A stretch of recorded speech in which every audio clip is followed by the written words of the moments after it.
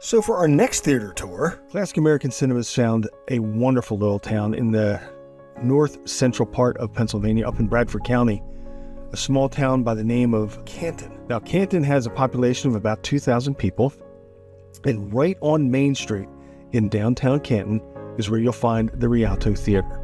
Now, the Rialto Theatre was built in 1912, seats about 150 right now, and we were met by a very enthusiastic entertainment coordinator and manager, Bridget Callahan. Hey everybody, come on in. Welcome to the Rialto.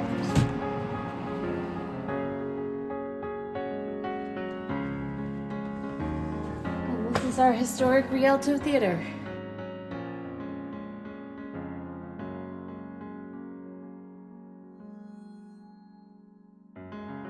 So the Rialto Theater originally opened on Christmas Day in 1912. So it was during the grand time of silent films with the piano players and people really dressing up and coming out and enjoying the movies in their formal garb. It wasn't just coming out to see a movie, it was an event. So we started then, and it went from 1912 until 1932 as the Crawford. And then in 1932, Lou Smithgull purchased the theater. And she ran the theater from 1932 until 1974. And during that time, like, everybody knew Aunt Lou. Like my dad and my aunt knew Aunt Lou because they grew up going to the movie theaters here where it was a dime for a movie and a nickel for popcorn. You know, so it was a big community thing. And back then, like, that's where people also got their news. Nobody had television, so you'd come to the movies and you'd see the newsreels, and you just enjoy all of that.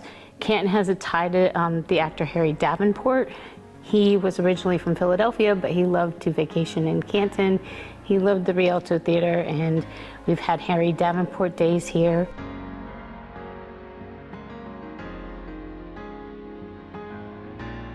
So growing up in this theater, Friday nights, this place was packed with kids, just full. And that's where we would go every Friday night to see the movies.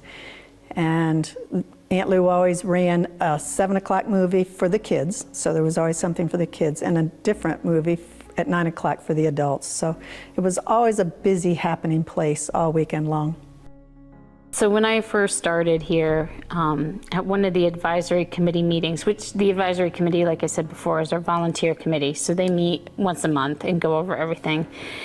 And we were having the meeting in here, and I was sitting with the president, Mary Beth, and we were just talking about the theater and what we were looking at, especially when we realized that Rekindle the Spirit was going to be purchasing it.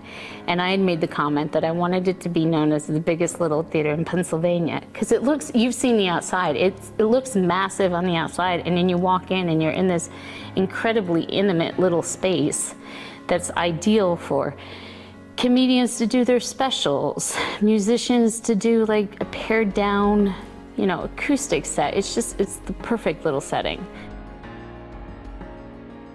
I grew up in this theater. My family owned this theater. My Aunt Lou, who was my great aunt, and so she was actually my Aunt Lou, as opposed to everybody calling her Aunt Lou. She was truly my great Aunt Lou. My father was a projectionist here, Ray Smithgull, and he ran the theater when they had the carbon arc, so he worked in the asbestos control room up there where the projectors were. And beside that room there was a little peephole, and from the time I could sit up on a tall stool and put headphones on, I would sit there and watch the movies every night while he was in his little booth running the movies. So those are fond memories for me. And as I grew up in the theater, I ended up having to work and clean and do things here.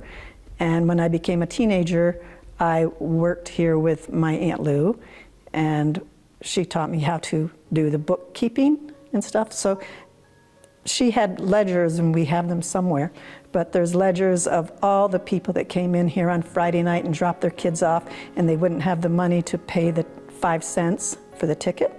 and she would write their name down, and she would be a millionaire probably if she could collect all the money that she had on these books.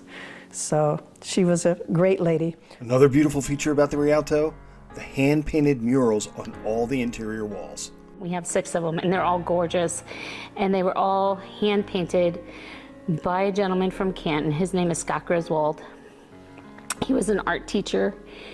He donated these. They hung in a hotel here in Canton, and they had all these murals hanging there.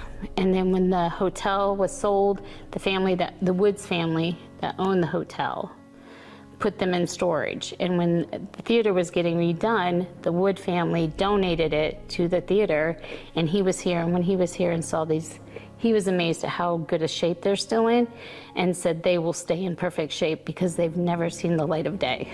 So, yeah, they're really, I mean, I love talking about the murals. Hats off to the Bradford County, or the Regional Arts, Bradford County Regional Arts. They renovated this theater, did a beautiful job, and kept it going for decades. And when they were no longer able to run the 3 theaters that they operated, they were going to close this. So Mary Beth's like, I hate to see this theater go out and close, and what's going to happen to it. So we contacted their key people, were the Henry Dunn and Hank Dunn. And my hats off to these people for giving us an opportunity to take this theater virtually at no cost.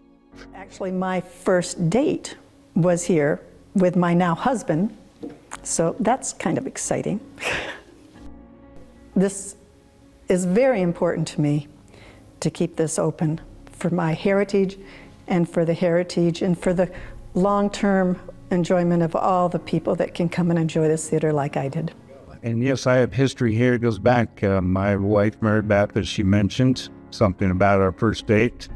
And I don't know if you call it a date, it was 3rd grade. So yeah, we went to the movies. It was great. And so my history's here as well as hers. Not quite the same, but similar. I want it to be a destination.